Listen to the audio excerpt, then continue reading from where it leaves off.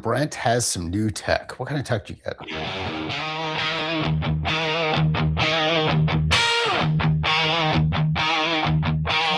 Hey kid, you with the phone? Turn it down. This is a show. Back in my day, we walked uphill both ways in the snow, just for the thrill. Yeah. Now you're scrolling through your breakfast plate. Can't taste life if you're swiping it away. Oh gosh, shout it at clouds. Turn it up. We're talking too loud. So we have a theme song. That's awesome. It's hilarious. All right, your audio is down. You might have to turn it back up. What's that? Audio? Oh, yeah. Now, can you hear me? A little bit more. Oh, I turned on the voice isolation. Maybe that was a mistake. How about There we now? go. Better? Yeah, you're good there. Better? Check 1, 2. Yep. Perfect. Awesome. Hey, that's cool. We got to like we're becoming official. Okay.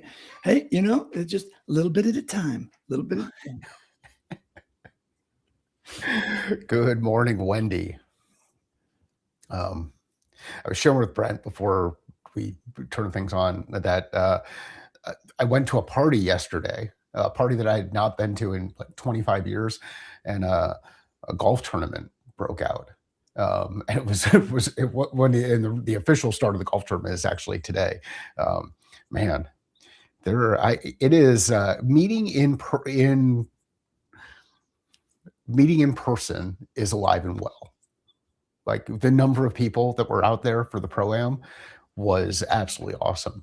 And it just shows like there's like money is flowing and people are having a good time when they get out with each other. So if you're not having a good time and you haven't been out with other people in a while, figure out a way to go out with other people in a while. Just kind of push yourself out there. Even if you're like, oh, I just kind of like hanging out at home and doing whatever, push yourself out there. Because there are a lot of people out there who are not living on the gram. As those young kids say.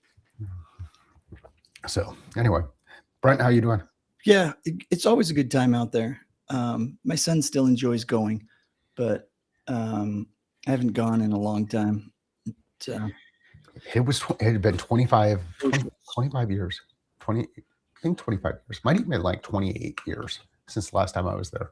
It's very, very different place. It's out of control. Out of control, I tell you. It's mayhem. Absolutely. Mayhem. Well, you get to watch it. On your favorite golf app over the course of the next couple of days. And if anybody has ever wondered what the weather is like for Brent and me, just watch the Open. You'll enjoy. Watch some clips. Just Google 16th hole U.S. Open. That's not U.S. Open. Sorry. Yeah. That would be funny if the U.S. Open was out there with all of this. It's good. But hey, we've got some news for everybody today. Let's dive in. Let's dive in. We don't have any news music yet. I didn't get a chance to hook that up this morning. But anyways, good morning, capability builders and skill gap fillers. It's February 5th, and if you haven't updated your skills taxonomy in the last 20 minutes, you're basically teaching people how to use a rotary phone. I'm Brent. That's Mike. And we're giving you the news this morning. That's perfect. Hey, what's a rotary phone? I don't know. I need to get quicker at making the graphics to accompany these stories. You get a little animation that comes through and just have it goes and just kind of works its way through. Yeah, perfect. Anyways, the top story today is about OpenAI. I'm shocked. AI has gone full Big Brother, but like in a helpful HR way. Yesterday, OpenAI launched OpenAI Signals, a massive data portal designed to track how Gen AI is actually being used in the global workforce. Chris Lahane, their chief global affairs officer, says they want to democratize AI and be first to the truth. L&D fam, this is huge. For years, we've been guessing how people use AI. Now the data is coming for us. If your introduction to ChatGPT course is still teaching people how to write a haiku about a cat, you're in trouble. We need to use this data to inform real workforce policy and training before the disruption turns into a demolition.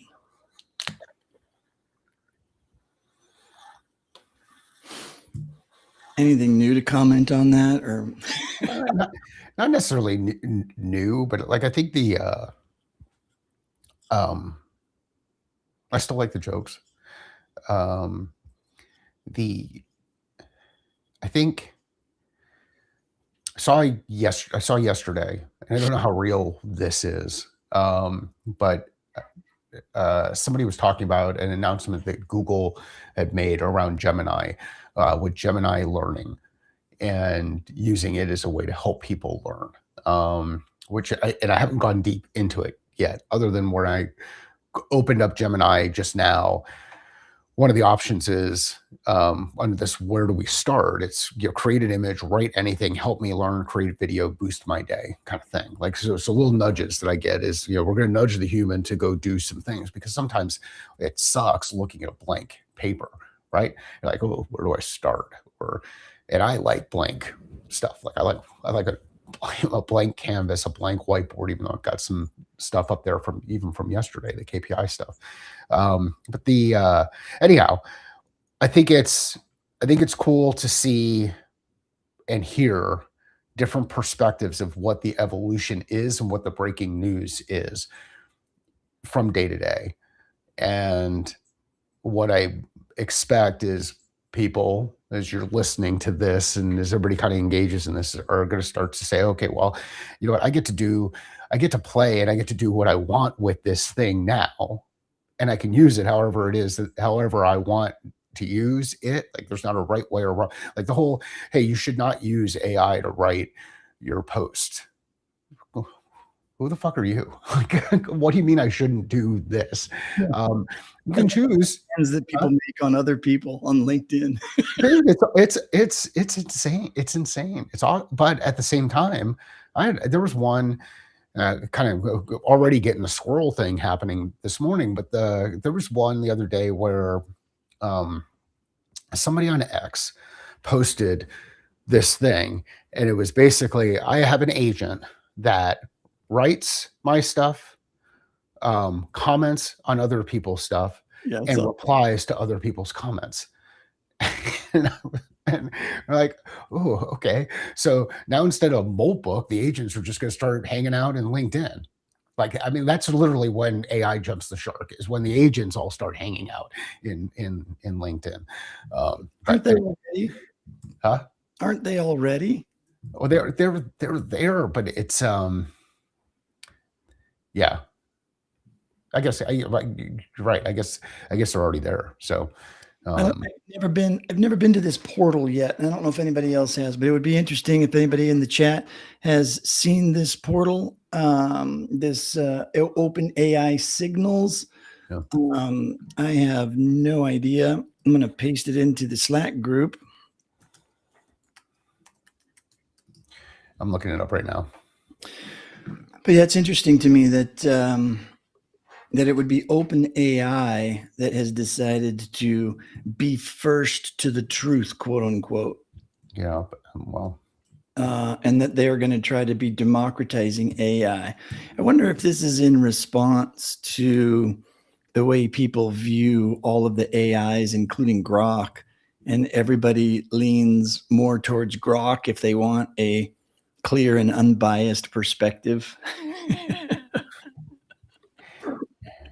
It's Well, and that's that's the other part. Like everybody will be like clearer and unbiased perspective from the perspective of whom? Like and this is the, and I get, I mean, we can get political or avoid the politics or either one of those things. We'll just watch the chat and kind of see how things go. But if you are in a mode where you're taking what other things tell you, whether it's signals or Gemini or whatever, you're taking it and you're using it as your perspective without thinking about doing some critical thinking, then kind of what are you doing? You're just kind of you're doing the bidding of you're learning how to, you're learning and you're growing up somehow, and we're watching everybody in the process. Yeah. I think the part that's confusing to me is it feels like AI mixed up a couple stories. So, but then as I read this, and of course, this is the danger of letting AI be the executive producer and us just doing a blind read every morning. I like the thrill of it, so we're going to keep doing it. But it's hard to tell sometimes if AI goofed or not. So we've only given it so many. It has to take these stories and cram them down into small news type bites. So for us to get the full idea. So there's a difference, I think, between what it thinks is important to L&D, because that's what I've asked it to look for as far as news goes, and what's happening. So it might be trying to fit the square peg in the round hole, but I don't know. So the part that I think works is a massive data portal designed to track how Gen AI is actually being used in the global workforce. So how are people using generative AI or Gen AI, whatever OpenAI wants to call it, in the workforce? But then it kind of goes off the rails, picking this quote from Chris Lehane, their chief global affairs officer, that says they want to democratize AI and be first to the truth. Kind of starts to skew the story a little bit. Yeah. And then it's, for years we've been guessing how people use AI. Now the data is coming for us. If your introduction to ChatGPT course is still teaching people how to write a haiku about a cat, you're in trouble. We need to use this data to inform real workforce policy and training before the disruption turns into a demolition. So here's my question, if somebody wants to read the actual article, are the signals that OpenAI is getting from the quote unquote workforce, are you allowed to install this thing, OpenAI signals, as part of your corporate enterprise platform version of OpenAI, and you only get the signals of your workforce? Or is this OpenAI gathering all of the data from all of the corporations and businesses using OpenAI, and they're providing the data for how it's being used inside the enterprise to everyone? So I went through it. I did a quick read of it, and as it gets to the end, it shows that being led by a chief economist, and is expected to go live later this month. So it's not live yet, at least according to this. Well, so we'll see. Yeah, I get. We will see. The people read. The other thing that'd be nice is if we could see the actual LinkedIn post. So I'm going to look for it, but the link inside that article just takes you to other articles. It doesn't actually take you to Kristen's piece. So, well, anyway. Yeah, I don't mean to dig too deep and get too philosophical about our very first story of the day, but that's it just got me thinking. I think it's a good story. Well, and it's kind of cool that it pulled something that it hasn't launched yet. I think it's kind of cool. Anyways, let's move on to the next story. Next up, we have a tech reality check. A new report is sounding the alarm on the AI productivity paradox. It turns out AI tools are scaling faster than human learning systems. We're saving time on writing emails, but losing it all on checking and rework because our staff doesn't actually know how to quality control the robots yet. Consulting firms are already cutting junior hiring because the AI does the junior work. But who's going to be the senior later? If you aren't shifting from delivering content to orchestrating capability, you aren't an L&D professional. You're a librarian in a hurricane. Switch to Kiki Switch or whatever AI migration tool you need, but get your platforms updated.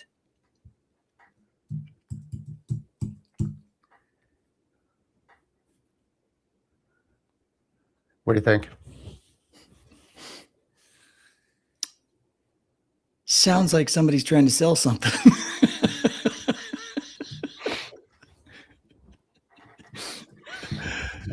And I think we've talked about this before. I don't think there's anything new here. No.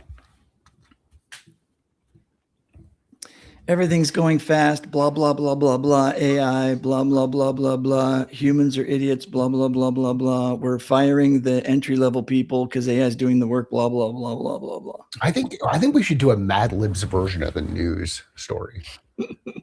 Like just be like, all right, just put it through and be like, okay, in the Slack channel, list out your noun. You pick a noun and pick a verb, and then whatever, and then we just insert it into the news story and see how close we are to the breaking AI news.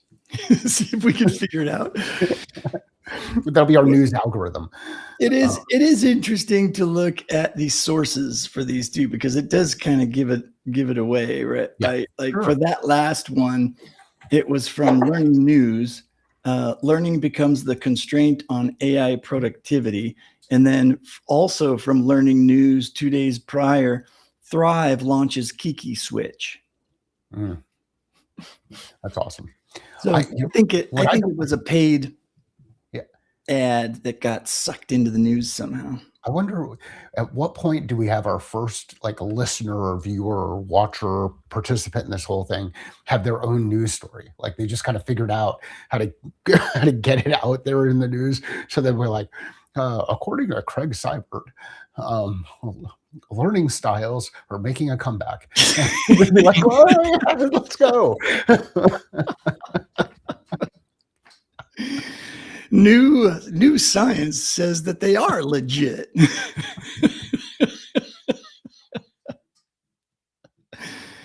Yeah, all right. Now let's talk about the compliance nightmare again.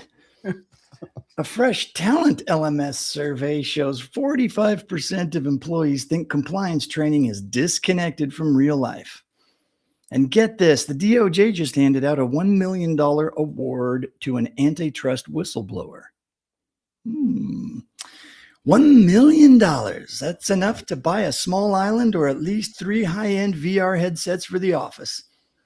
If your compliance training is just a next click next snooze fest about not taking bribes in a trench coat, your employees aren't going to report misconduct to you. They're going to report it to the DOJ for a payday.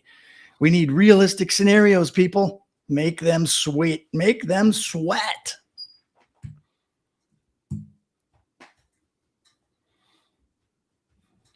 So there you go. It's inferring some interesting things, which I think is curious about AI. What do you mean? Well, it's taken these 2 articles. Yeah. The one about employees say compliance training is disconnected from real life and that the DOJ is giving whistleblowers $1 million. And what it's inferring from all of that is your employees now, if they see wrongdoing, they're not going to report it to you because they were trained so well on how to spot it. They're just going to go straight to the DOJ because they want $1 million. Wow. Yeah. So I think that's why AI is taking it so seriously. We need realistic scenarios. It's got it in bold. We need realistic scenarios, people. Make them sweat. So I'd be curious the day that happens, besides the person that's already got $1 million. I'd be curious what company that's from. It's on the JD Supra site, if anybody wants to go check that one out. Finally, our industry spotlight is in pharmaceuticals again. Wow. The future of pharma is moving toward AI-guided R&D, but the ILX group warns that digital literacy is now a life or death skill for biopharma teams. We aren't just training sales reps anymore. We are training scientists to work in networked innovation ecosystems. If you're in pharma L&D, you need to be teaching data confidence and human-centered thinking, because when the AI predicts the next vaccine, you still need a human who knows how to talk to a patient without sounding like a malfunctioning toaster.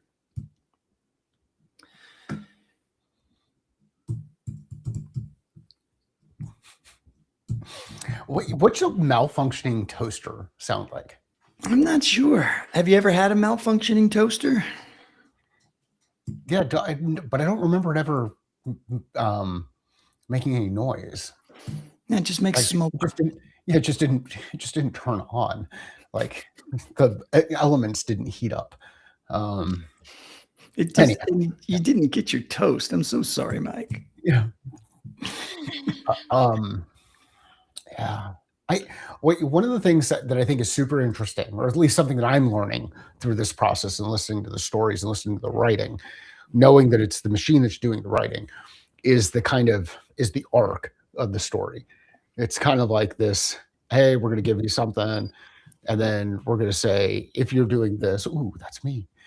Then you need to go do this, right? Like, and there's just this transition that's happening throughout the thing that's consistent, which, in the spirit of me learning, it helps inform me on, hey, rather than just getting to the meat of what I'm talking about, maybe I have to take people on a journey. Yeah, I believe you do. I believe that's a great way to do it, Mike. It's a great idea. I believe we all should be taking a journey, and I believe we are taking journeys together as we learn how to deal with this AI stuff, but hopefully in a fun way. And hopefully people aren't as freaked out about AI, because you're not alone. You can hang out live with Mike and Brent every morning, Monday through Thursday, 6 a.m. Eastern time. On the great space coaster of old well, we've got a cutting room floor show today for you, because obviously our other show elements didn't work out quite so well. No. I will add to your point, though. In the instructions for this, for the executive producer, I did inform it to, after finding and selecting the top stories that fit the requirements, to explain how it applies to L&D professionals. So I think I kind of forced that arc. Got it. But basically that means it's doing a good job, and it's reading my instructions, and it hasn't decided to ignore me yet. So that's good. That's another phase of iteration. That's when the agentic AI comes in and says, hey, you guys go to the open. I got this. Oh, well, the cutting room floor, ShermTech 2026 announcement, flagship conference in Mumbai set for May. Skillsoft Percipio platform GA, new AI native skills management features. I'm shocked. L&D Free Spirits virtual conference, new event for freelancers in March 2026. Coursera Udemy merger rumors, bite-sized news bulletin mentions. The rumors are real. I don't think they're rumors anymore. No, it already happened, right? Yeah, it already happened. So whatever the bite-sized news bulletin is, maybe it's a monthly newsletter of somebody's that the AI finally scraped up. Yeah. I don't know. University of Michigan Discovery Learning AI. It's a tool that predicts battery life using 5% of usual energy. Kaiser nurses strike. 31,000 healthcare workers on strike in California. UK, US, Australia AI lag. Coursera report shows English-speaking nations lagging in Gen AI skill surge. Totara version 20, new compliance and skills gap identification features. White Space Pharma Research, PwC report on reversing organ decline. Clearest acquires Julebug, sustainability engagement behavior-driven platform news. Okay. Is it just me, or is today's just our executive producer totally screwed up? I think they went to the open. Like, they were I think our producer is hungover. I think that's what it is. I'm gonna say, let's see. Find a story about authoring tool software companies that applies to L&D. Is there something specific that you know that's been announced, or something that's happened where you want to see it catch it, or are you just interested? Like, what's the? Well, I started thinking about it yesterday. I've noticed that I thought it would just, the way that I worded the instructions for what type of content to go look for, I thought it would find more stories about all the software companies that are out there, and it would it would bring in those stories, like Articulate announces new feature set or whatever. But it seems to skip all of those companies but goes straight to the bigger companies. Like every once in a while it'll mention Skillsoft and some of those, the bigger companies and whatnot, that are often considered more HR. But anyways, all right, so here we go. Oh man, did it rewrite the whole entire thing? Oh, it re-gave you the script for the show? Yeah. Wow. Well, hey, let's just go through it. Well, I've got one too. What jumps out at you as you're reading through it? Good morning, storyboarding superstars and trigger logic wizards. It's February 5th, and if your course still uses a stock photo of people high-fiving in an office, you're officially retro. Our breaking news: Articulate has officially turned your script into a voice actor. In their massive Q2 25-26 rollout, Articulate 360 launched an AI assistant that doesn't just draft text, it generates lifelike narration in seconds. L&D pros: the days of begging your coworker Susan from accounting to record a voiceover in a broom closet are over.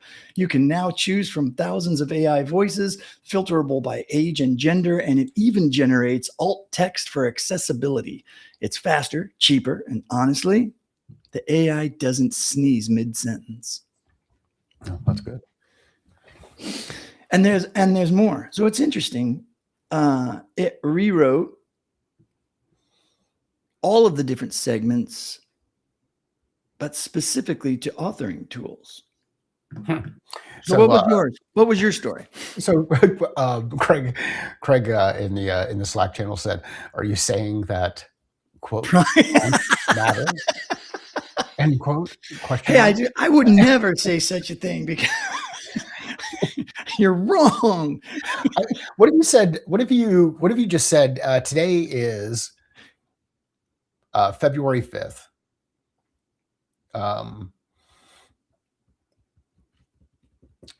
1997. run What the news. what would the news have been for the day? Yeah, in this context. Let's see if we could do that. Like a Okay.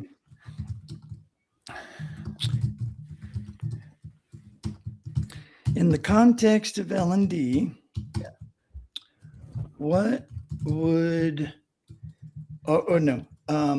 Yeah, because we want to use the same structure of the show. Right. I mean, In we're the just, context we're of testing L&D, stuff. today is February 5th, 95? Sure.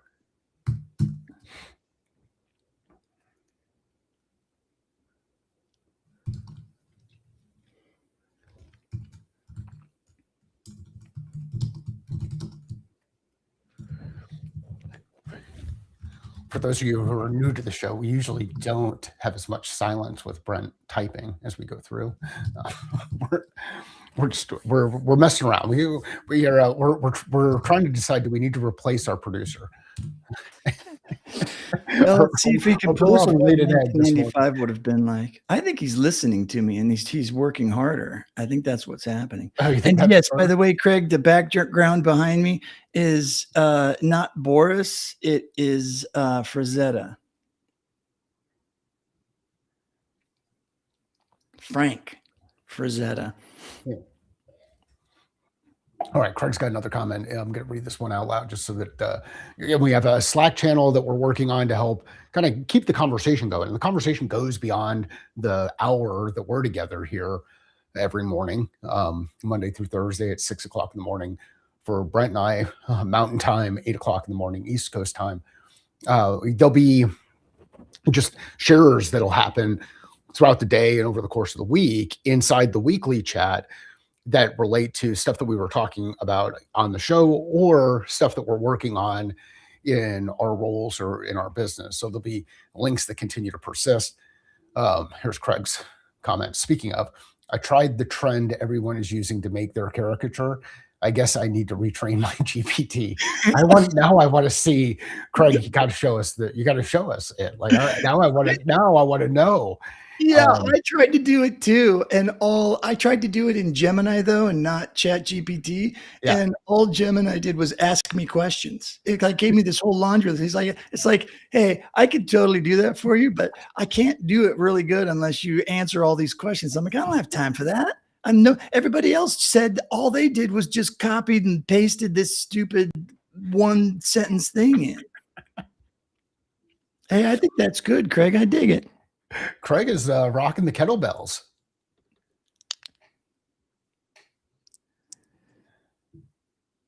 Nice. I dig the Les Paul in the background. Yeah.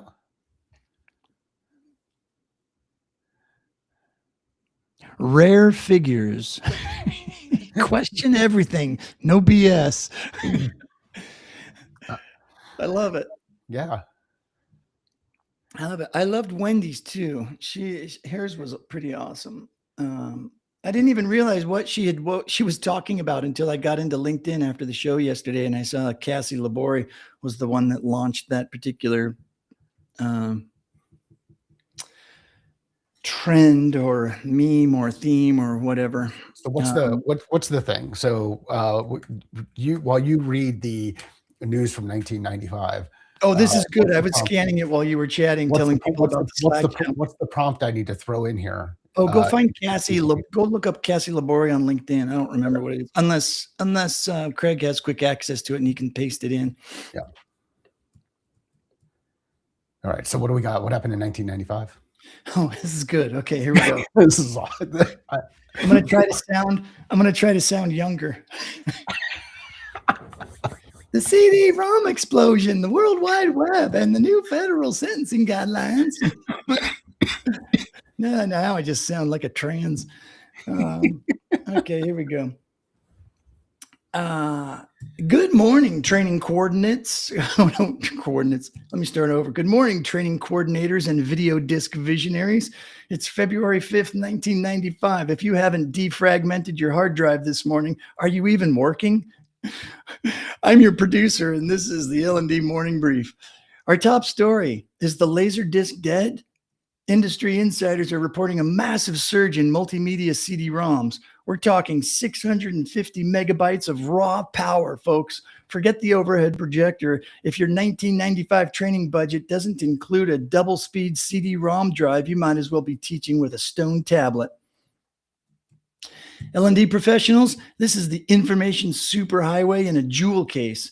We can now combine video, audio, and branching text without changing a giant silver platter every 10 minutes. It's interactive multimedia, and if you don't learn how to author for it, you'll be stuck in the classroom while the rest of us are living in the digital future. In tech and innovation, there is a new browser in town called Netscape Navigator.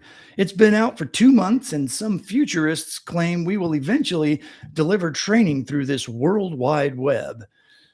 Personally, I think it's a fad. Who wants to wait 5 minutes for a picture of a cat to download at 14.4 kilobytes per second? But keep an eye out for it. If HTML, in quotes, becomes a real thing, we might actually have to stop mailing floppy disks to our regional offices. Imagine that, training without a postage stamp. Now for a compliance alert. The U.S. federal sentencing guidelines are officially putting the development in L&D. Since the 91 update, corporations are realizing that if they don't have an effective ethics program, the government is going to throw the book at them. L&D pros, compliance is the new buzzword. You need to prove your employees actually watched the sexual harassment VHS tape. This isn't just feel-good training anymore. This is about keeping the CEO out of a jumpsuit. It's time to move from instructional design to risk mitigation. Finally, our industry spotlight, high-tech manufacturing. With Windows 95 looming on the horizon for later this year, the demand for end-user training is about to explode. If your staff still thinks a mouse is a rodent, you have 6 months to fix it.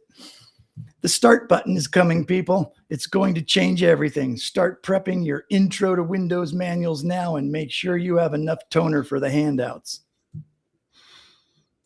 That's the show for February 5th, 1995. Don't forget to turn off your monitors before you leave. Screen burn-in is real, folks. I've been your producer. Now go find a phone line and get to surfing.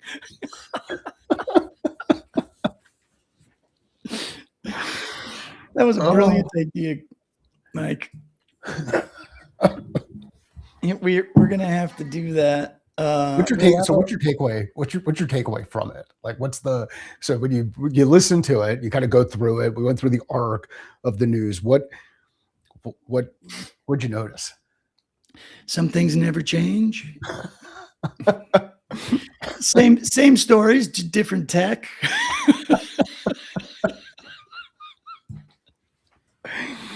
I mean, there's beauty in consistency, right? Yeah. So then you choose, okay, well, which parts of it do I get frustrated with? Which parts do I lean into? And how do we kind of go along? If you've got a favorite year, let us know in the comments, and we will we'll put it into our randomizer, and we'll every once in a while we'll throw it in. You know what's cool about this? I'm going to use this for my webinar that I'm doing for e-learning brothers in April. Cool. On the past 5 decades of L&D and why you need to understand it. So this will be good. I could do it news broadcast style. Yeah, this is good. This gives me all sorts of ideas.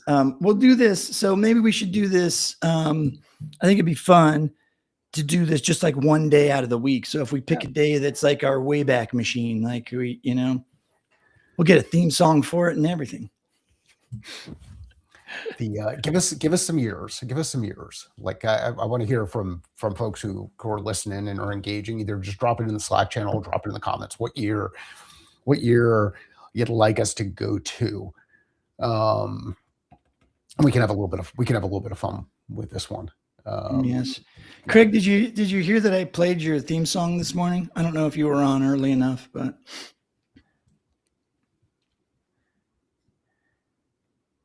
God, do you remember all of that stuff? This is awesome. Wendy taking us back. Sign here, yeah.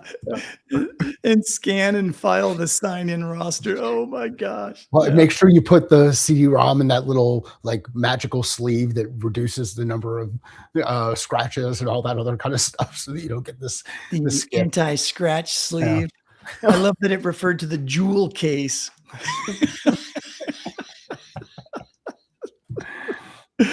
Hey, Jim, how's it going?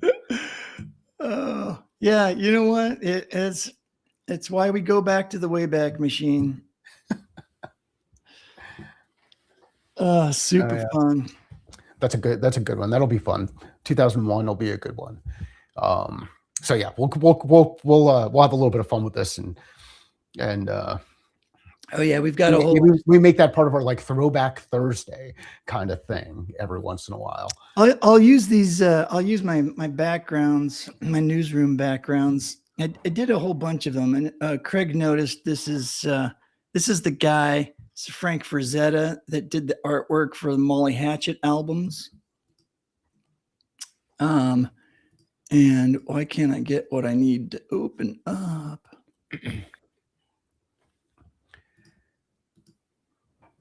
There we go. I also did one for Ed Roth, just out of anybody remember this artwork?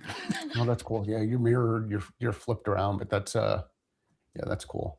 Oh well. And then I also did this one. Popular artists of the 80s. Well, Ed Roth was probably more 70s, but there we go. Now you have to have popular art for the throwback date that we go back to. No, totally. I'll find some good stuff. I'll keep these for now, though. I like these. So I like them without text, but yeah. Anyways, it'll work out. But so yeah. So we're doing this AI hackathon, folks that are still watching. Do we know we're doing it on the 18th at 8 a.m. Mountain Time, maybe 10 a.m. Eastern Time. We'll just be live streaming it. If you want to be a participant, you need to reach out to myself or to Mike, or you can reach out to Craig or Wendy as well.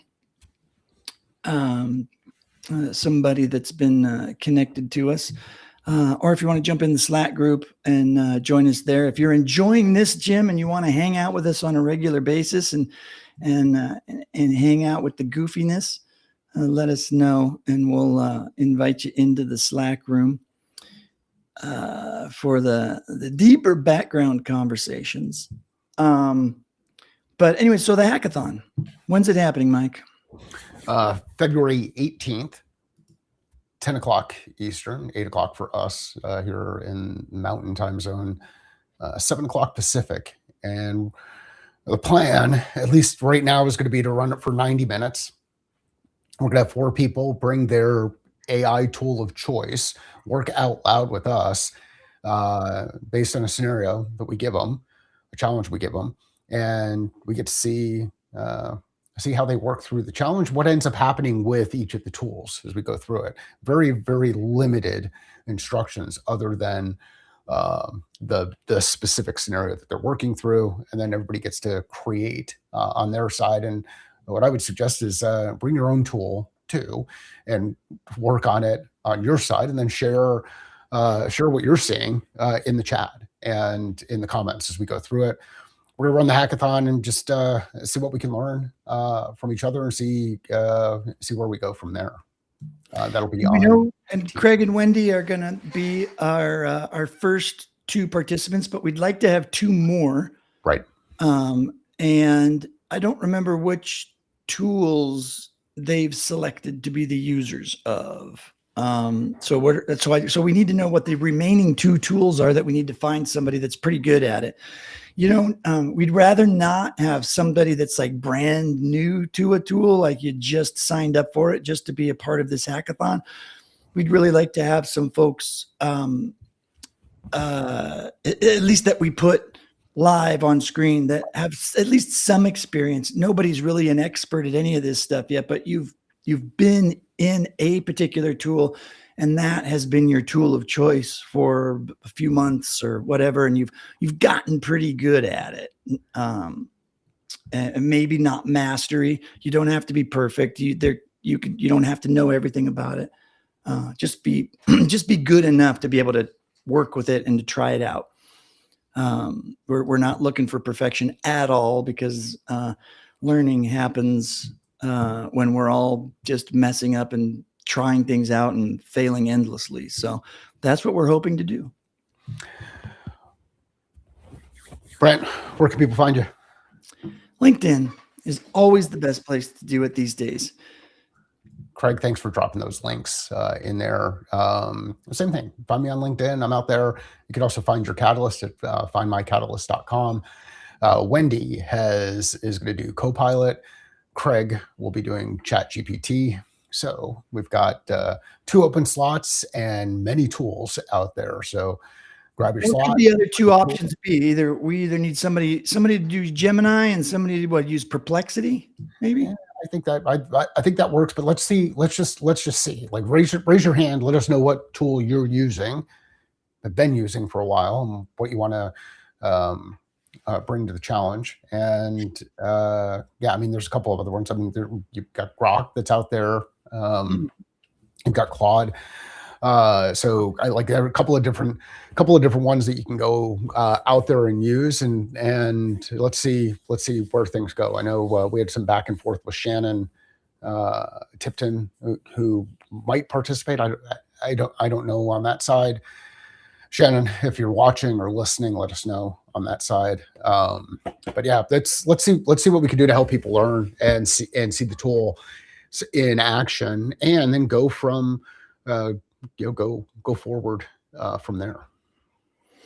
Yeah, I mean, people seem to really like reading what other folks have done, and created, right? Like a sharing out loud sort of thing. But to me, it's always after the fact. It's like, hey, I built this really cool thing. Here's how I did it, and here's all of the stuff. I think this will be way more fun, because we're just going to do it in real time, and everyone's going to be working through the problem together. So, and everybody else that's just watching is going to be able to share in the experience in the chat. So I'm really looking forward to it. I think it's going to be a good time, good learning experience. So tell your friends. Do we have a landing page yet, or an event created in LinkedIn yet? I do not know. I'm meeting with Jen a little bit later today. I'll ask her if any of that stuff has come out. I know we've got a Google Doc, so we've got a doc with some words in it. We will get before we go live next week. We'll have a landing page and be able to start directing folks to it and get it in your calendars. But you mark your calendar, block the time now. Still got a couple of weeks, so make sure you save the time. Perfect. All right. Now we can go. I'll see you next week after I go defrag my Windows 95 machine. Might take a little bit of time. Do you remember that? The visualization of what the defrag was happening? Like, have you actually done anything with a computer if you've not watched the defrag process? Yeah. Wow, Craig already throwing shade at Microsoft. Man, Craig, that wasn't very nice. All right. All right. We'll